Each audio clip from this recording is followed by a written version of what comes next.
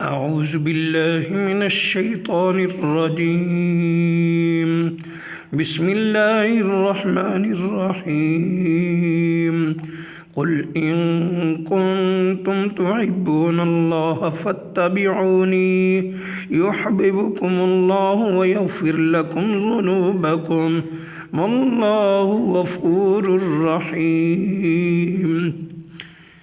ترجمہ: اے میرے محبوب پیغمبر کہہ دیجئے، اگر تم اللہ تعالیٰ سے محبت رکھتے ہو تو میری تابع داری کرو، خود اللہ تعالیٰ تم سے محبت کرے گا اور تمہارے گناہ معاف فرما دے گا، اور اللہ تعالیٰ بخشنے والا مہربان ہے۔